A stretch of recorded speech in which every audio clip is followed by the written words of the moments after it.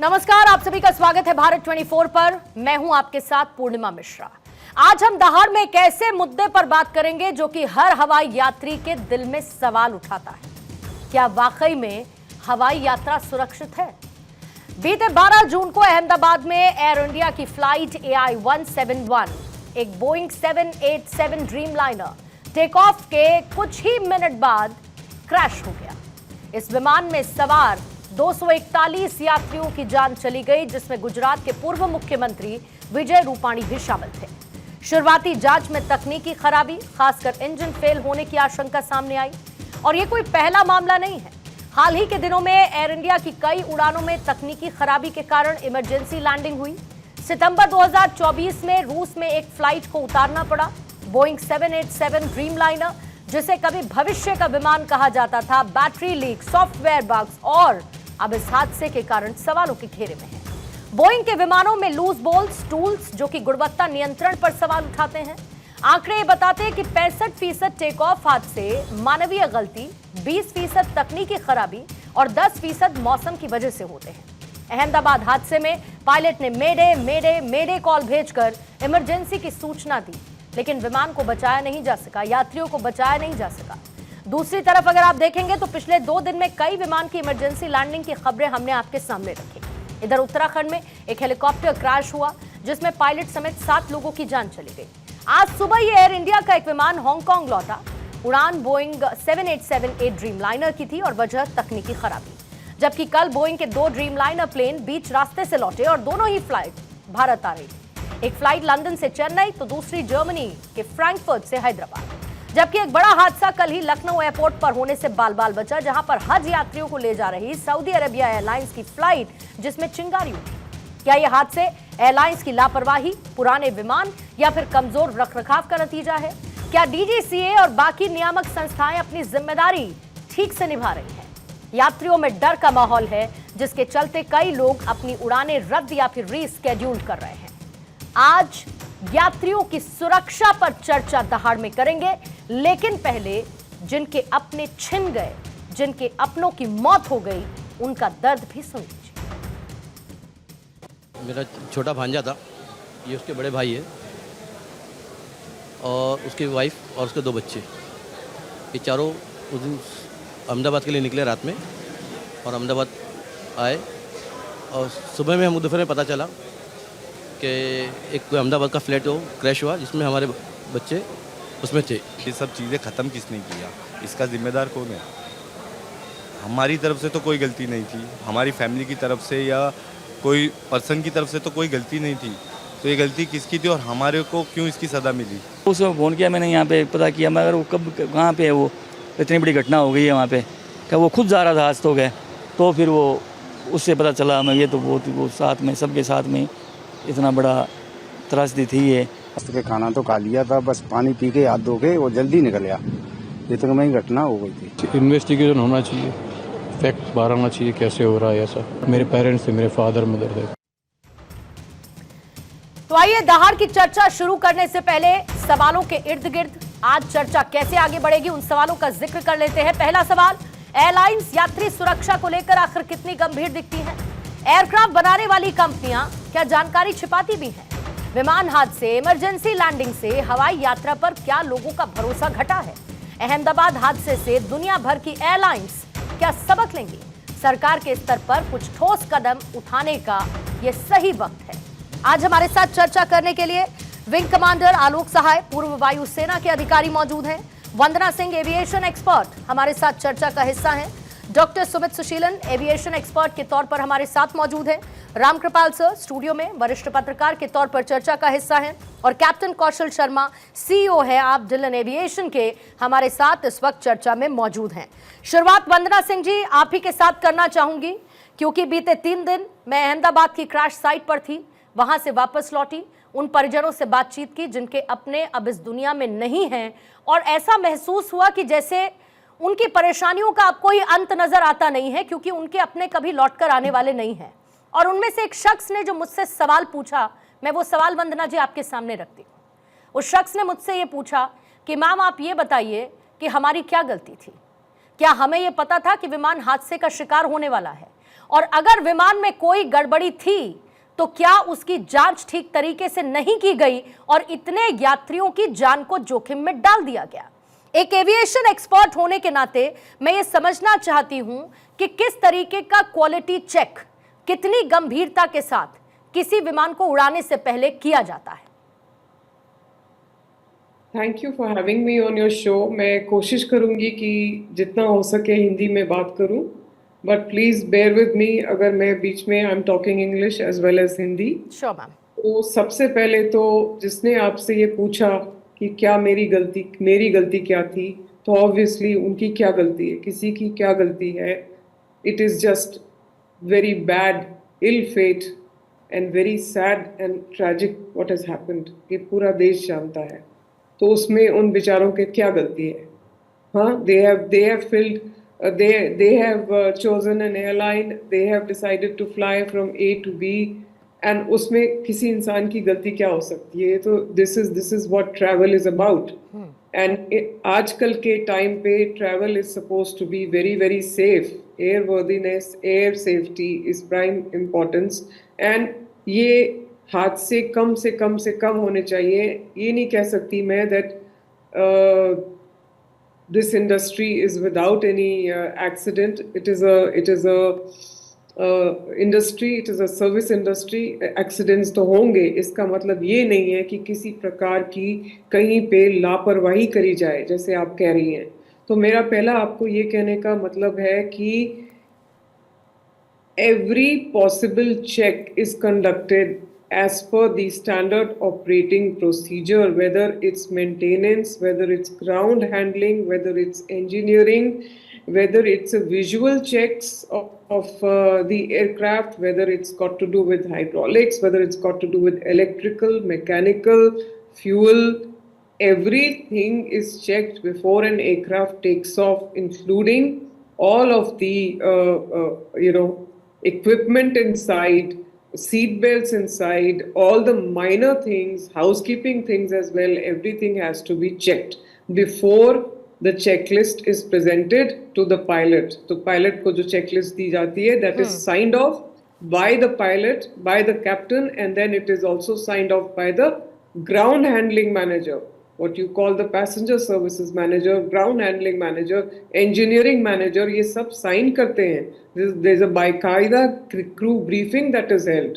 So every step is followed as per protocol and should be followed. अगर इस case में follow नहीं हुआ है तो पता चल जाएगा हमें, but as per me every step has to be followed. I hope I have answered your question. Yes Vandana ji, but check इसमें हो जाएगा बाद में, उससे 241 लोग वापस कभी नहीं आएंगे। मेरा कहने का मतलब ये है कि ये सब बातें pre flight post flight check क्या ICAO के स्टैंडर्ड के मुताबिक होती हैं? आपने कहा कि होना चाहिए और होती भी हैं, पर मैं यही समझना चाहती हूँ कि इस एक हादसे ने कम से कम हमको ये दिखाया कि कहीं कुछ तो दिक्कत थी, कहीं कुछ तो गड़बड़ी थी, और जो कुछ भी होना चाहिए था वो नहीं हुआ। और एज अ रिजल्ट 241 वो लोग जो उस विमान में सवार थे और साथ ही जिस बिल्डिंग से टकराया वहां पर रहने वाले, एकदम मुझे लगता है उनको तो अंदाजा भी नहीं होगा कि मौत उनकी तरफ किस तेजी के साथ बढ़ रही है। आपका इस पर टेक डॉक्टर सुमित सुशीलन इन सवालों के साथ, क्योंकि क्या आपको लगता है कि एयरलाइंस फाइनेंशियल प्रेशर में किसी तरीके के मेंटेनेंस स्केड्यूल को टालती हैं? क्या संभवतः ये मुमकिन है? पुण्या, मुझे तो ये नहीं लगता कि कोई भी फाइनेंशियल कोई स्ट्रेस है कंपनी में, बिकॉज एयर इंडिया ने अभी 61,000 करोड़ का प्रॉफिट शो किया है लास्ट एनुअल में, तो फाइनेंशियल स्ट्रेस तो है नहीं। पर डेफिनेटली कहीं ना कहीं पे जो गलती है तो टेक्निकल फॉल्ट जो होते हैं, जैसे एयरक्राफ्ट मेंटेनेंस जो हो रहा है आज के में, हर मेंटेनेंस विदाउट चेक पास नहीं होता। मतलब पायलट्स जब तक साइन नहीं करते एयरक्राफ्ट मूव नहीं होता है। और ये अभी का सिस्टम नहीं है, जब से एविएशन स्टैंडर्ड बने हैं, जब से एयरलाइंस टेक ऑफ कर रहे हैं, तब से ये हो रहा है। और एविएशन के स्टैंडर्ड को इवन हॉस्पिटल्स फॉलो करते हैं, इवन मेजर सर्जरीज भी जो होते हैं वो लोग भी बोलते हैं कि हम एविएशन से स्टैंडर्ड लेते हैं।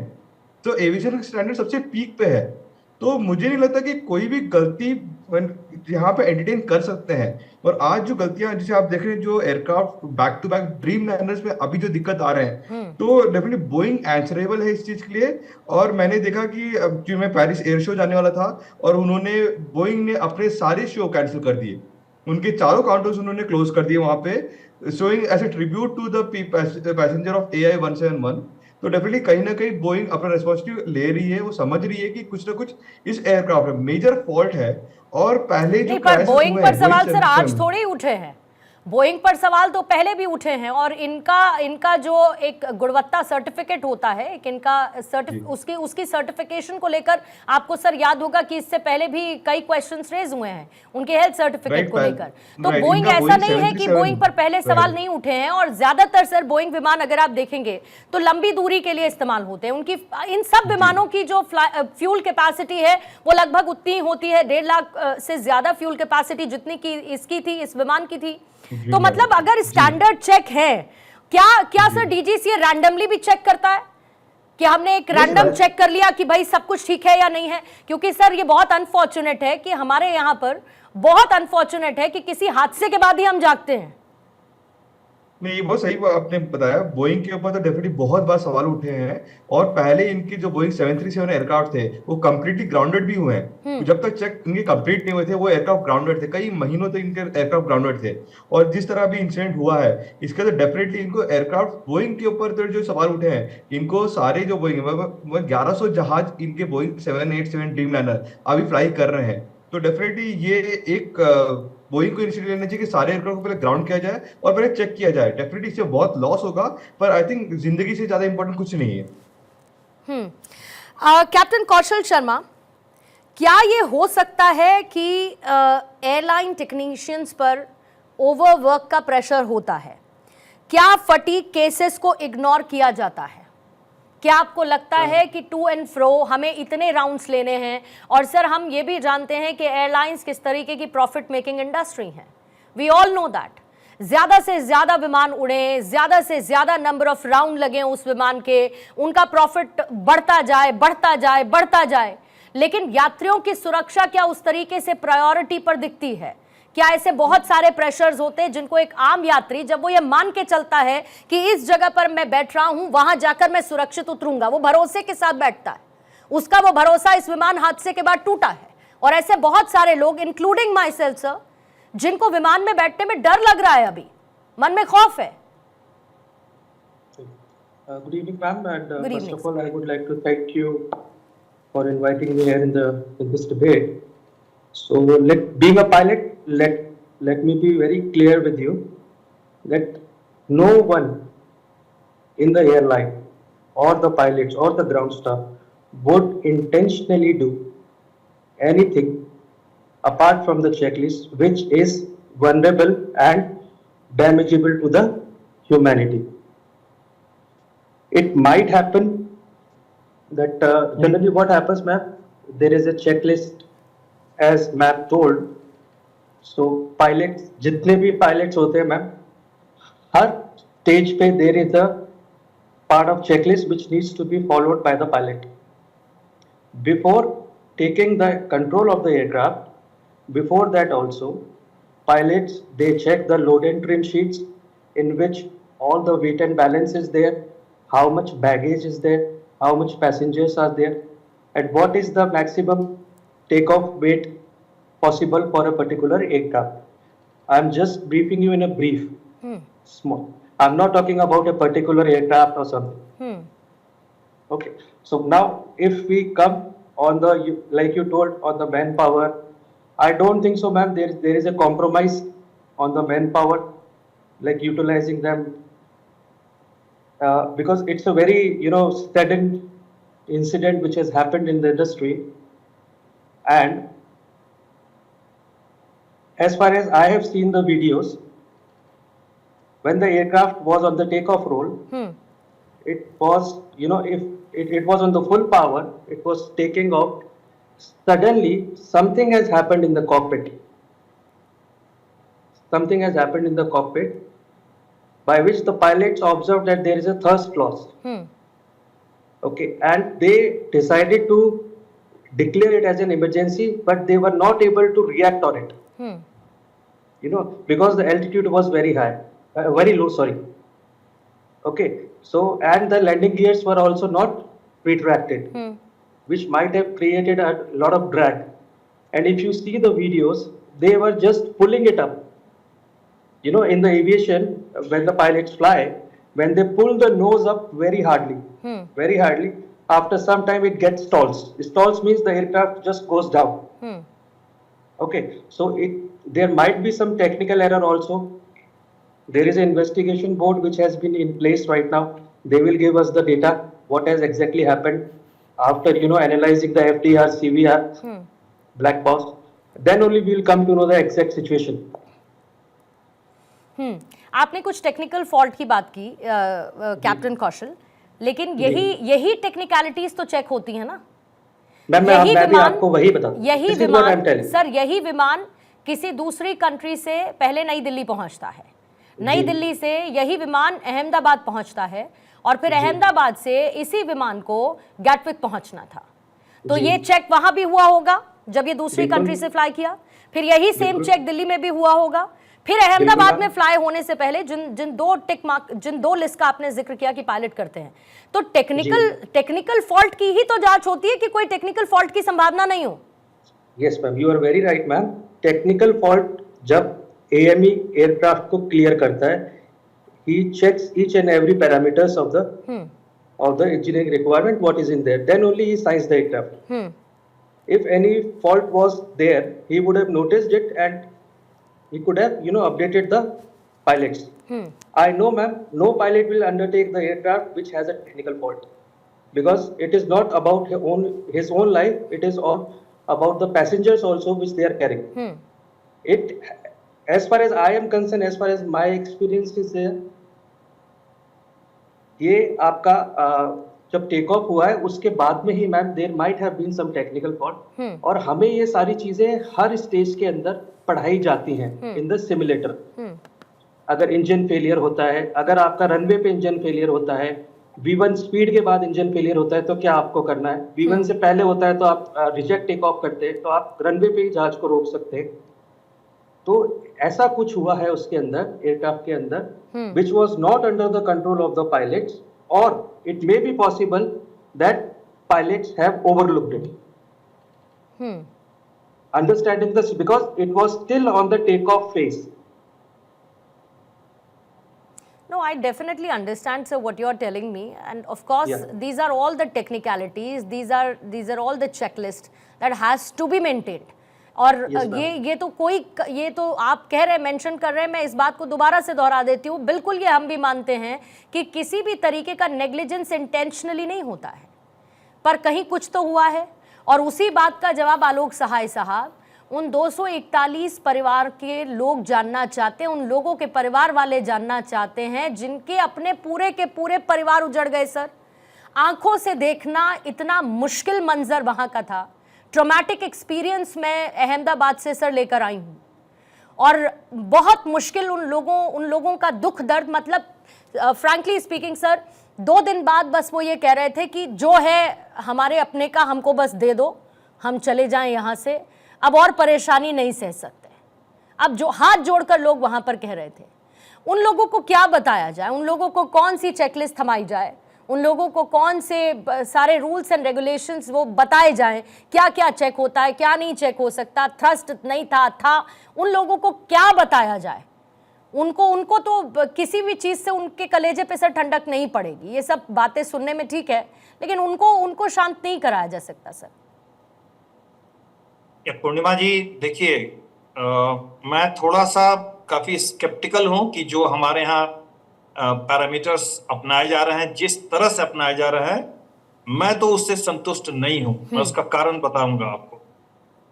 इससे बड़ा उदाहरण क्या हो सकता है कि हमारी DGCA जो रेगुलेटरी अथॉरिटी है, 6 हफ्ते के अंदर में 5 क्रैश होते हैं हेलीकॉप्टर के एक ही लेग में। क्या एक्शन लिया गया? 5वां क्रैश होने के बाद आपने एक्शन लिया रोकने का? वैली फ्लाइंग जो वहां होती है उसके क्या पैरामीटर्स आपने सेट किए हैं? किस तरह के कैप्टन्स वहां क्लियर हैं वैली में उड़ाने के लिए? आपने वहां एटीसी एस्टेब्लिश किया है, आपने वहां मेट ऑफिस एस्टेब्लिश किया है, आपने वहां कोई रेगुलेटरी ऑफिस एस्टेब्लिश किया है जो ये कंट्रोल करे, देखे कि पायलट जो है वो अपने पैरामीटर में फ्लाई कर रहे हैं कि नहीं कर रहे हैं, मेट कंडीशंस जो उनके जो एज पर उनके रेटिंग है तभी वो फ्लाई कर रहे हैं, या खराब मेट कंडीशंस में भी लेके हेलीकॉप्टर उड़ जा रहे हैं। कौन है वहां बंदा बैठा हुआ जो इस चीज को रेगुलेट कर रहा है? मैंने ये बात एक और चैनल में बोली थी। और मैं आपको दूसरी बात बताता हूं, चीजें बहुत अच्छी नहीं है पूर्णिमा जी। इवन देखिए 2 लेवल पे चीजें खराब हो रही हैं। एक तो एयरक्राफ्ट मैन्युफैक्चरिंग कंपनी जो है वो अपना मुनाफा कमाने के लिए जिस तरह से कॉम्प्रोमाइजेस किए जा रहे हैं, जैसे बातें आई हैं, रिपोर्ट्स आए हैं, वो बहुत ही खतरनाक है। बोइंग कंपनी में 2 विसिल ब्लोअर्स के नाम आए हैं। एक तो सबसे पहले आया था जॉन बार्नेट का। ओके, जॉन बार्नेट एक इंक्वायरी में वो गवाही दे रहे थे। जॉन बार्नेट जो है वो 2017 में ही रिटायर हो गए थे, और एक जो बोइंग कंपनी के खिलाफ जो सब स्टैंडर्ड चीजें अख्तियार की गई थी उस पर केस चल रहा था एफएफए में, और कोर्ट में उनकी गवाही थी। उस गवाही में बार्नेट जो है, जॉन बार्नेट बता रहे थे कि क्या क्या कॉम्प्रोमाइजेस हो रहे हैं बोइंग में, और हाँ उनकी वो मरे हुए पाए गए यूएस में। मार्च 2024 में वो मरे हुए पाए गए। अभी सैम सलेपुर का आपने सुना होगा, ये जो है 30, ये भी इतने सालों तक कि बंदा काम किया वहां का इंजीनियर, इसने बहुत सीरियस एलिगेशन लगाया कि फ्यूजलाज का जो एयरफ्रेम फिटिंग है उसमें सब स्टैंडर्ड रास्ता अख्तियार किया जा रहा है, शॉर्टकट किया जा रहा है, और जो आगे आने वाले समय के लिए बहुत ही घातक होगा। जैसे बोइंग कंपनी ये क्लेम करती है कि फ्यूजलाज जो है ना उसकी लाइफ 50 ईयर्स तक होगी। ओके, जो स्टैंडर्ड वो अपना रहे हैं शॉर्टकट, उसने क्या बोला आप जानती हैं? रामकृपाल सर, मैं कितने भी सवाल क्यों ना पूछ लूं, लेकिन क्या फैक्ट सामने आएंगे कभी? क्या ब्लैक बॉक्स में अंतिम बातचीत डेटा सामने आएगा क्या कभी? क्या हम इस बात पे डिस्कशन करेंगे कि क्या स्पेयर पार्ट्स का कोई ग्रे मार्केट है? क्या प्रॉफिट मेकिंग की तरफ भी एयरलाइंस का फोकस है? क्या इन सब बातों पर कभी खुलकर बात हम कर पाएंगे? देखिए पूर्णिमा जी, अभी आलोक जी ने जो बातें कही हैं, मैं ये तो नहीं कह रहा हूँ, लेकिन ये सवाल तो बनते ही हैं। पूरी जांच हो जाएगी, कोई न कोई कारण तो रहा होगा, चाहे उन कारण का पता चले या न चले, लेकिन कहीं न कहीं तो कोई भूल है।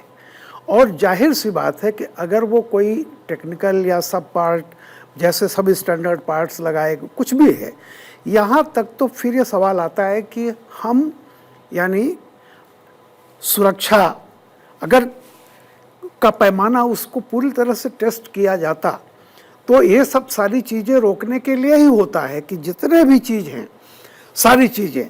लेकिन एक बात मैं बता दूं कि ये पहली विमान दुर्घटना नहीं है, हालांकि ये बहुत ही जिस तरह से हुआ है तात्कालिक, लेकिन अतीत में भी बहुत सारी दुर्घटनाएं हुई हैं। हम क्या है, हम लोगों में आम आदमी हैं, आज दुख व्यक्त करेंगे, अंतिम संस्कार होगा, 15 दिन होगा, 20 दिन, फिर उसके बाद देखिए सवाल इंसान तो जिसके परिवार का उस बेचारे को भूलना पड़ेगा, वरना जिंदगी आगे कैसे चलेगी। लेकिन जो व्यवस्था अगर इसको भूल जाती है, आप बताइए आज तक जितनी चाहे वो मानवीय भूल से हुई हो चाहे टेक्निकल भूल से, कहीं ना कहीं कोई न कोई जिम्मेदार तो होता है %. आप बताइए कि किसको याद रहता है और कहाँ। हम मीडिया वाले भी आज हुआ है, अगर ये फॉलो अप स्टोरी चलती है 3 साल के बाद आता है, कोई ध्यान नहीं देता कि क्या दिक्कत थी, क्या रिस्पॉन्सिबिलिटी थी। और सबसे बड़ी बात यह है कि हम उससे सीखते क्या हैं, भविष्य के लिए हम क्या तैयारी करते हैं। क्योंकि हमारे यहाँ देखिए एक बहुत, मैं तो चूँकि सारे लोग टेक्निकल एक्सपर्ट हैं और इसके हैं, मैं एक कॉमन मैन की तरह पूछता हूँ कि बहुत सारे दुनिया में ऐसा नहीं है, और भी देश हैं, लेकिन फ्रीक्वेंसी जिस तरह की हमारे यहाँ होती है, सवाल इस बात का है कि और भी कंट्रीज हैं जहाँ स्ट्रिक्टली मॉनिटर होता है, आप देखिए उसको कम किया जा सकता है। ये तो हम कभी भी नहीं कह सकते कि कोई दुर्घटना कभी होगी नहीं, घटना दुर्घटनाएं होती हैं, लेकिन क्या सवाल इस बात का है कि हमने वे सारे पैरामीटर्स शुरू से हमारे यहाँ सिक्योरिटी को लेकर के या जिसके भी जो रिस्पॉन्सिबिलिटी है, कहीं ना कहीं मुझे लगता है कि हमारे यहाँ जो चलता है का है, अरे चलो इतना तो इससे कोई दिक्कत नहीं आएगी, हो जाएगा, ये जो टेंडेंसी है। और उसके बाद कि अभी 1 महीने तक ये सारी बातें होंगी, उसके बाद आज हमें बहुत तकलीफ हो रही है, सबको तकलीफ है, लेकिन यही बात कम से कम इसको अगर एक नज़ीर बनाया जाए कि जो भी होगा ही विल बी पनिश्ड, और चाहे वो बोइंग की फॉल्ट है, हमें स्ट्रिक्ट लेना चाहिए कि कहीं ना कहीं हमें कोई ना कोई तो रिस्पॉन्सिबल होगा इसके लिए।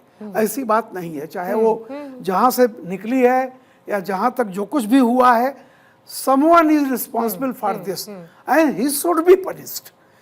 जब दिक्कतें होती है कि फिर हम लिपापोती करने लगते हैं, हमारे यहाँ जो सॉफ्ट एटीट्यूड है, फिर इन कारणों से फलाना कारणों से बच जाता है। रिपोर्ट होगी, तो फिर मेरा यही कहना है कि देखिए, अगर हम आज की तारीख में बहुत सारी चीज़ें आ रही, मैं नहीं जानता हूँ जिस तरह से दुनिया में सबोटाज हो रहे हैं, जिस तरह से टेक्नोलॉजी जितनी ज़्यादा, एक आप उसको यूँ कहिए कि हम टेक्नोलॉजी पर बेस्ड होते जा रहे हैं सारी चीज़ें, और कहाँ से क्या सबोटाज हो जाए, हमें तो पहले की तुलना में ज़्यादा सतर्कता है बरतनी चाहिए।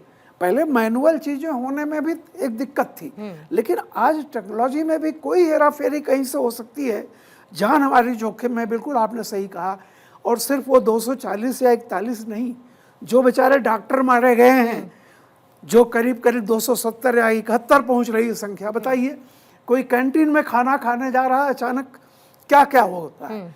तो एक मेरा ही कहना है, चाहे ग्रॉस नेग्लिजेंस हो, अगर ये नेग्लिजेंस भी है तो जिसका है उसकी तो कल्पेबल है, चाहिए। कल्पेबल होमिसाइड से कम नहीं है।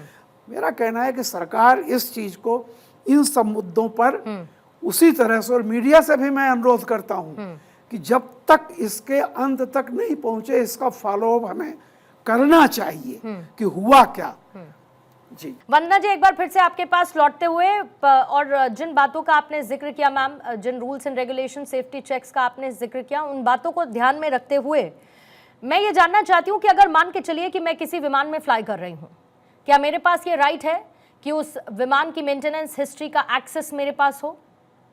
क्या मेरे पास इस बात का एक्सेस हो कि क्या उसके कौन से पुर्जे कितने पुराने हैं, मैं कितनी सुरक्षित हूं किसी विमान में जाने से पहले? क्या ये सारा का सारा एक्सेस किसी यात्री को होना चाहिए? और किस तरीके की सख्ती इस विमान हादसे के बाद देखने को मिले कि एक उदाहरण के तौर पर, जिसका जिक्र अभी रामकृपाल सिंह सर भी कर रहे थे, कि एक उदाहरण के तौर पर, एक नजीर के तौर पर सामने हो कि यह हादसा हुआ और उसमें जिसकी गलती थी उसको हमने एक ऐसी सजा दी है जिससे हम जख्म भले ही ना भर पाए, लेकिन उसके बावजूद आगे के लिए खुद को तैयार कर सके।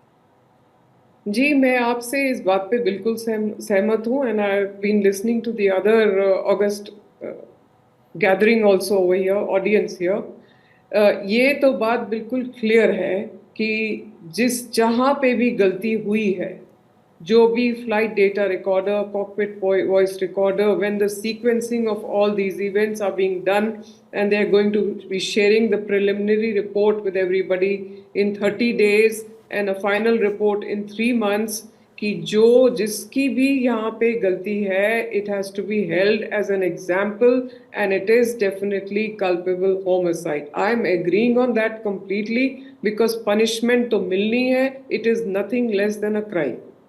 Now coming to the fact कि मैं पैसेंजर हूँ और मैं जहाज पे चढ़ रही हूँ, नो, मेरे को कोई उसका वो सारी डिटेल्स नहीं दिखाएंगे। I am just a passenger.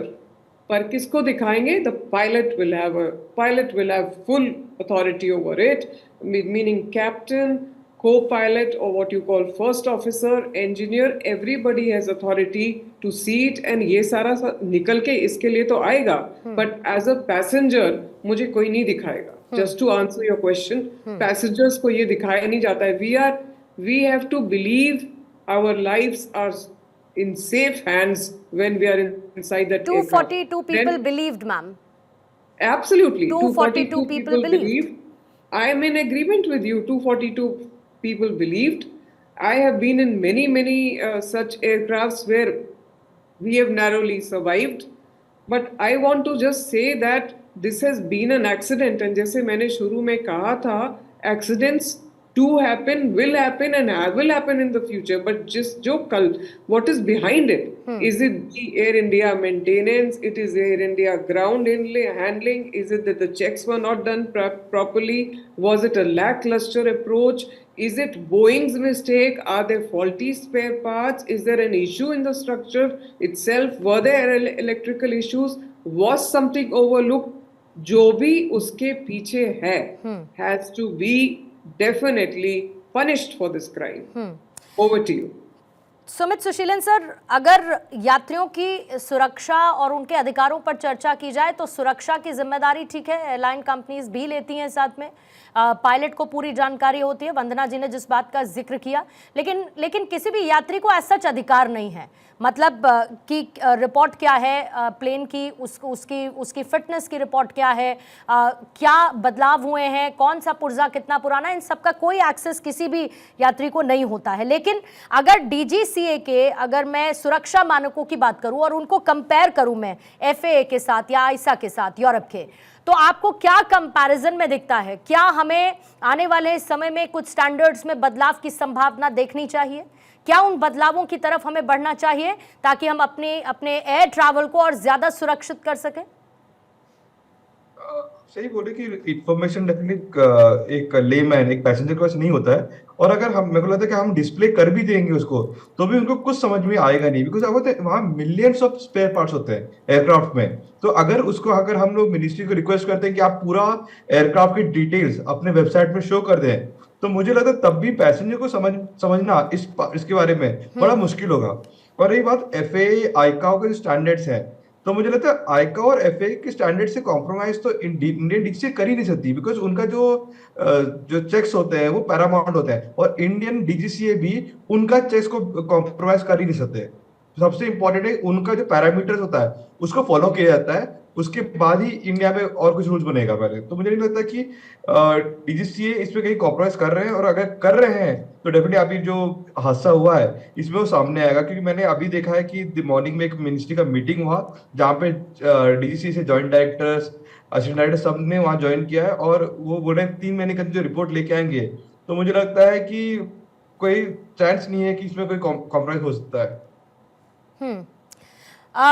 Captain Kaushal Sharma, मैंने जिक्र किया FDR और CVR के डेटा का, वो पूरी तरीके से सार्वजनिक शायद ही होगा, शायद हमें ये पता चल सके, और जो पता भी चला कि कैप्टन की तरफ से लास्ट क्या कहा गया, मेडे मेडे मेडे कॉल के साथ, आई एम लूजिंग थ्रस्ट, ये कहा गया। हालांकि फिर उसकी ऑथेंटिसिटी के लिए एक ऑफिशियल स्टेटमेंट का वेट करना होगा, लेकिन इसके साथ साथ क्या हमारे जो एयर ट्रैफिक कंट्रोल सिस्टम्स हैं उनको और ज़्यादा अपडेटेड या और ज़्यादा उनमें बेहतर बदलाव की तरफ बढ़ने की ज़रूरत है? मेरा कहने का मतलब है कि हम इन हादसों को बहुत ना तक ले आए, ऐसा करने के लिए क्या कुछ सख्त कदम उठाने की ज़रूरत है, और अगर है तो आपके सुझाव इसको लेकर क्या है? मैम, इसमें देखिए ATC का तो कोई ऐसा इन्वॉल्वमेंट है नहीं। ATC is just a medium और बिटवीन द कम्युनिकेशन पायलट्स का और कंट्रोल्स का, और उसके अंदर भी ma'am ground there is different levels are there. Ground पे अलग फ्रीक्वेंसी पे होता है, आप जब टेक ऑफ करते हैं तो अलग होता है, जब आप अप्रोच करते हैं तो अलग होता है, एक आपका टर्मिनल एरिया होता है। So that I don't think so, because सारे एयरक्राफ्ट जो भी फ्लाई करता है वो डिफरेंट फ्रीक्वेंसीज पे कनेक्ट होते हुए आगे चलते जाते हैं। तो आई डोंट थिंक सो कि उसके अंदर कोई changes are required in the ATCs. Otherwise mean what? Otherwise changes that we require? No, we don't require. That's what I'm telling you. No, apart from ATC, sir. Apart from ATC, like, okay, I will just discuss with you. You are talking about Boeing. Okay, we are talking about 787 Dreamliner. मैं आपको बताना चाहता हूँ ma'am, 787 Dreamliner is a very safe and a very good aircraft. which comes under wide body, जो कि ज्यादा passengers carry करता है और लॉन्ग रूट्स के लिए फ्लाई करता है। लेकिन बोइंग की तरफ से, बोइंग में अभी भी कुछ मैन्युफैक्चरिंग में अभी बहुत प्रॉब्लम्स शो करी हैं पिछले 3-4 साल से, 5-6 साल में। अगर आप देखेंगे तो कुछ टाइम पहले 737 मैक्स को इन्होंने लॉन्च किया था, 737, उसके कुछ टाइम बाद ही 737 मैक्स में डिजाइन में प्रॉब्लम्स शो हुई और कुछ फेटल एक्सीडेंट्स हुए। उसके बिहाफ पे अपनी रेगुलेटरी अथॉरिटी ने सारे 737 मैक्स को ग्राउंड कर दिया। सो इसका कहने का मतलब यह है कि मैम अपनी रेगुलेटरी अथॉरिटी भी ये नहीं चाहती कि इस तरीके के हादसे हों। I totally agree sir, and I 100% agree कि शायद ही कोई अथॉरिटी, शायद ही कोई पायलट ये चाहता हो कि कोई ऐसा हादसा हो। इनफैक्ट आलोक साय साहब, जब इस तरीके की खबरें हमें बतानी पड़ती हैं तो उस दौरान हम भी ये सोचते हैं कि हमें ये खबर ना बतानी पड़े। और मुझे याद है उस दिन इस पूरे घटनाक्रम की कवरेज के दौरान ये शब्द ज़बान से निकलने बहुत मुश्किल थे कि आशंका इस बात की है कि शायद ही कोई उस विमान में सवार यात्री बचा हो, लेकिन ये खबर बतानी पड़ी। ठीक उसी तरीके से जैसे हादसा हुआ, ठीक उसी तरीके से इस हादसे के बाद जो सवाल उठ रहे हैं, ठीक उसी तरीके से जैसे अकाउंटेबिलिटी को और ज़्यादा ट्रांसपेरेंट किया जाए, इस बात को लेकर चर्चा होनी ज़रूरी है। पूर्णिमा जी, मैं बताऊं, मैं सिविल एयरपोर्ट पे काम किया हूं अच्छे समय तक, मुंबई एयरपोर्ट पे। प्रॉब्लम कहाँ है और क्या इसका सोल्यूशन है, ये भी मैं एक सुझाव दे सकता हूं। प्रॉब्लम क्या है, देखिए डीजीसीए तो पैरामीटर्स, बड़े स्टैंडर्ड्स तैयार करके रखता है कि यहाँ ये चेक्स होना चाहिए, ये फ्रीक्वेंसी होनी चाहिए, ये साइन होना चाहिए, इंजीनियर भी साइन करेगा। प्रॉब्लम वहां है कि आपने चेक किया और साइन किया, तो क्या आपने ठीक से चेक किया? उसका अगर मान लीजिए कोई एक एयरलाइंस के स्टाफ काम चलता है एटीट्यूड से अपना काम करके साइन कर दे रहे हैं, तो इसका कोई डबल चेक, क्रॉस चेक करने की व्यवस्था है? मुद्दा वहां है पूर्णिमा जी, मुद्दा वहां है। मैं नाम नहीं ले रहा हूं किसी एयरलाइन का, लेना नहीं चाहता हूं पब्लिक मंच पे, लेकिन मुद्दा यहां है कि अगर कोई अपनी जिम्मेवारी ठीक से नहीं करता है और काम चलाऊ ढंग से काम करके साइन कर देता है, तो इसके लिए क्या क्रॉस चेक्स हमने बनाए हैं, ये मुद्दा है। ठीक है, ठीक है। हाँ, बोलिए सर, बोलिए। हाँ। और दूसरी बात कि ये जो एयरलाइंस का जो क्रैश हो रहा है, आपने देखा होगा कि इसके बाद 3-4 और भी इमरजेंसी धड़ाधड़ हो गई। ये ऐसी बात नहीं है कि ये इमरजेंसी होने के बाद ये इमरजेंसी हो गया, ये कोई डायरेक्टली रिलेटेड है और कुछ हो रहा है, नहीं। इस एक्सीडेंट होने के बाद से लोगों में सचेतता बढ़ी है, इंजीनियर्स में और सारे स्टाफ में, अब वो चेक्स अच्छी तरह हो रहे हैं और इसलिए अब ये इमरजेंसी कंडीशंस जल्दी से पकड़ में आ रहे हैं और इमरजेंसी लैंडिंग्स 2-3 हो रही है जो आपने सुना ना, वो इसलिए हो रही है। अगर ये इतना बड़ा हादसा नहीं हुआ होता तो ये छोटे मोटे इमरजेंसी भी ऐसे ही पास हो जाते और फिर हम किसी बड़े इमरजेंसी, बड़े हादसे का इंतजार करते। ये मेरा कहना है। तो हमें निश्चित रूप से रेगुलेटरी अथॉरिटीज को चेक्स एंड बैलेंस सिस्टम को थोड़ा सुदृढ़ करना पड़ेगा। ठीक है जी। लास्ट कमेंट रामकृपाल सर आपसे लेते हुए, क्योंकि इन फैक्ट्स को देखिए सर, नजरअंदाज करना मुश्किल है कि आईसीओ और डीजीसीए दोनों ने सस्पेक्टेड अनअप्रूव्ड पार्ट्स यानी एसयूपीज की चेतावनी कई बार दी है। थर्ड पार्टी जो सप्लायर्स होते हैं उनके जरिए ऐसे पुर्जे पहुंचते हैं जिनका वेरिफिकेशन नहीं हो पाता है। इनको भी, और इसके साथ अगर ट्रैफिक कंट्रोल या नेविगेशन सिस्टम की बात करूं तो भले ही दिल्ली, मुंबई जैसी जगहों पर ये सिस्टम्स अपडेटेड हो चुके हैं, लेकिन उसके बावजूद टियर 2, टियर 3 शहरों में अभी भी पुराने रडार या फिर वॉइस ओनली जो आधारित सिस्टम है वो अभी भी चलते हैं। डेटा लॉस, मिस कम्युनिकेशन उनकी वजह से होता है। अगर हम इतनी सारी चीज़ों को बदलने का स्कोप हमारे पास है तो हमें इंतजार किस बात का है? बिल्कुल सही है। अभी जैसे आलोक जी ने जो बातें कही कि देखिए, एक होता है इंस्ट्रक्शन कि ये चीज़ें हैं, there is always a gap between rule and reality. सवाल इस बात का होता है कि बातें तो बहुत सारी लिखी होती हैं, नियम। सवाल है जिस व्यक्ति को पूरा करना चाहिए था वो कहीं ना कहीं कोई लापरवाही तो नहीं हो रहा है कि नहीं यार चलो कल तो चेक किया था, आज भी ऐसे ही होगा। देखिए, कोई न कोई कहीं ना कहीं से कोई लापरवाही हुई है, या टेक्निकल फॉल्ट भी हो तो ये ह्यूमन उसके लिए होता है। अगर कंप्यूटर में कहीं गलती थी या कहीं वो ऑयल जो है वो अगर इंजन को नहीं मिल रहा तो कोई तो कारण रहा होगा ना। मेरा ये कहना है कि सबसे बड़ी बात ये होती है कि हम अगर कोई चीज़ वही मान लीजिए कि यही विमान किसी तरह अगर पहुंच गया होता तो माना जाता है चलो पहुंच तो गया ना। जैसे अभी हो रहा है, जो आलोक जी ने बताया कि जैसे हेलीकॉप्टर क्रैश में बहुत सारे पॉइंट उन्होंने गिनाए जो कमियां, या तो हम माने को कमियां हैं या तो हम कहें कि नहीं वो गलत कह रहे हैं, और अगर कमियां हैं तो किस दिन का इंतजार किया जा रहा है, क्योंकि एक ऐसी चीज है जिसमें आप एक बार हम फ्लाइट में बैठ गए तो हमारी जान तो उस पायलट के हाथ में है, उस मशीन के हाथ में है जो उड़ रहा है विमान। तो यहाँ पर जो ये होता है ना कि थोड़ा सा लीनियंसी जो हमारा टॉलरेंस लेवल है, अरे छोटी मोटी गलतियां होती रहती हैं, छोड़ दीजिए। जिस दिन आप स्ट्रिक्ट हो जाइएगा कि इवन और इस तरह की चीज़ों में, जब अब मुझे नहीं पता, आप लोग जानते होंगे कि एक इंजीनियर अगर चेक करके आए तो कोई सुपीरियर उसको रीचेक करना चाहिए, ताकि किसी एक व्यक्ति के दस्तखत पर सारी चीज़ें खत्म नहीं होनी चाहिए। मैं नहीं जानता, मैं टेक्निकल आदमी नहीं हूँ, लेकिन मेरा ये कहना है कि जो चीज़ें, जो गलतियां हो गई, भविष्य में नहीं हो।